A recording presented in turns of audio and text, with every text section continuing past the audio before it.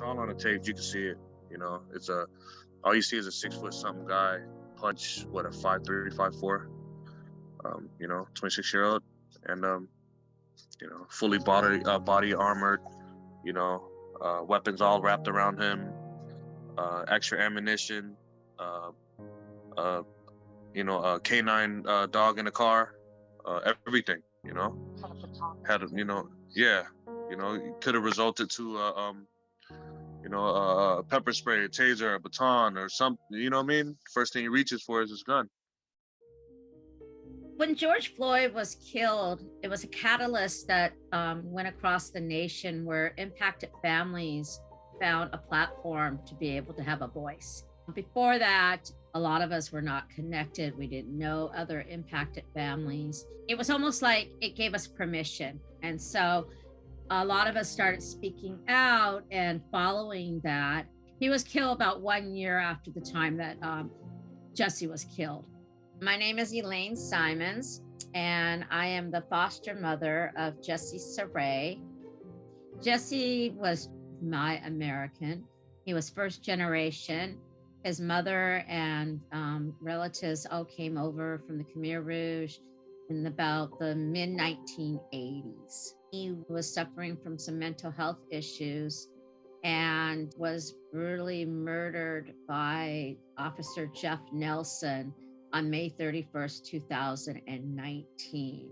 My cousin was having a mental breakdown, It was hot, he's just having a bad time dealing with himself and everything, and police officer got called, checked the situation out, and by the time the officer found him and caught up to him, he already calmed himself down already. He was just sitting there. He just needed a drink. It was a call for mental health backup, and no mental health backup ever came. It was a death sentence. This photo was taken at my mom's place in Kent.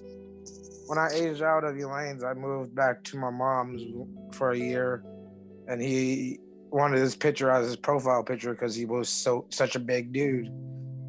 So that's he what this thought picture he was comes cute. from. He thought he was cute. Yeah. he thought he was the next Chris Brown in that picture. So. Yep, exactly. He thought he could pull the ladies with this one.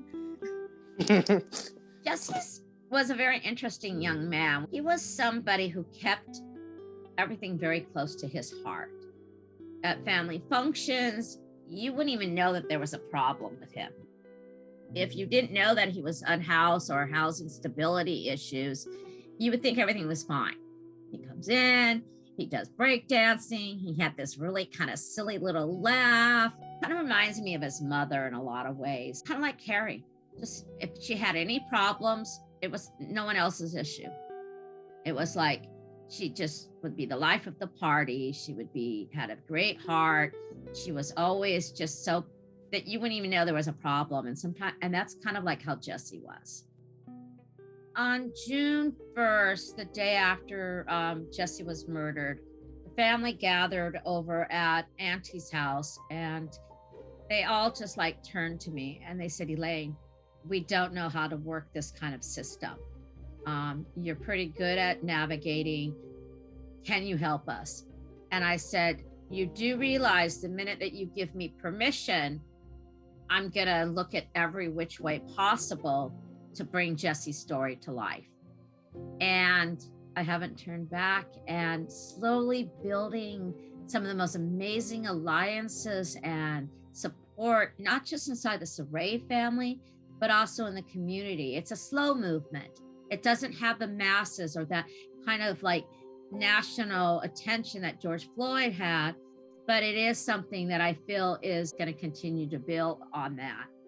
Jesse's case is the first case in Washington State in over 30 years where a police officer has been charged for second-degree murder and first-degree assault. Prior to 2018, before I-940 became law, there were a lot of families that were working on it. Katrina Johnson, who is Charlena Lyle's cousin, Sonia Joseph, who's the mother of Giovanni Joseph McDay. There was a group called Not This Time, Chade Taylor, who was killed in North Seattle, and his brother and sister had started a movement. And so all these people that I didn't know at the time were putting in place something that our family benefit from. Jesse's mother has always attended anything that was like the vigils, court related, some of the rallies. She was always present, and she and I always kind of were like next to each other.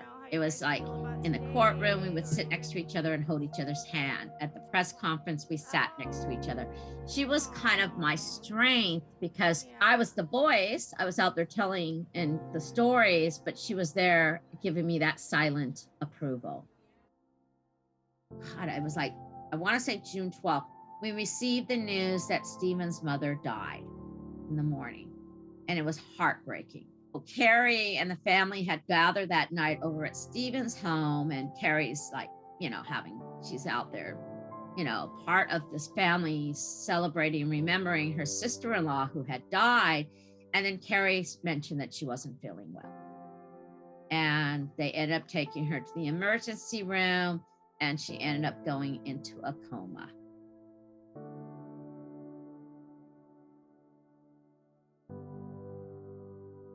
I truly believe she died of a broken heart.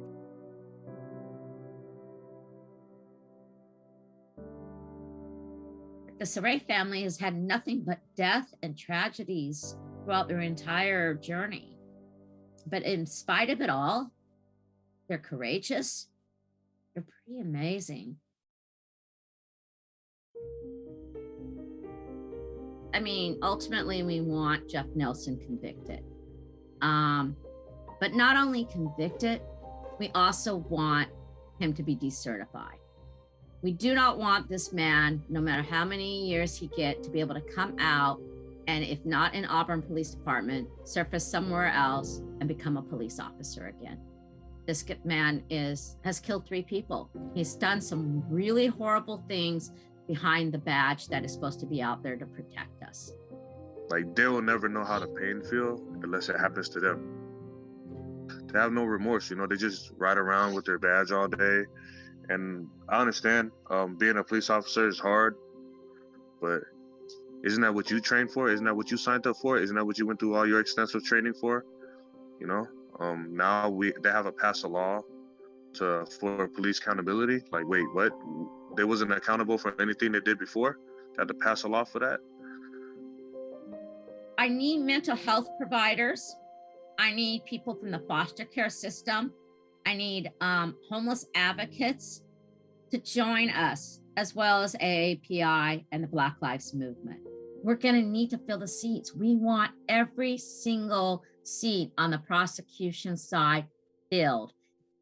I didn't think it was going to gain this much traction and have so much people behind us and support us and everything, as much as we have now. So it's a blessing, and thank everybody that's supporting us, and I thank everyone else, and we're also behind other families and supporting other families that's going through the same thing.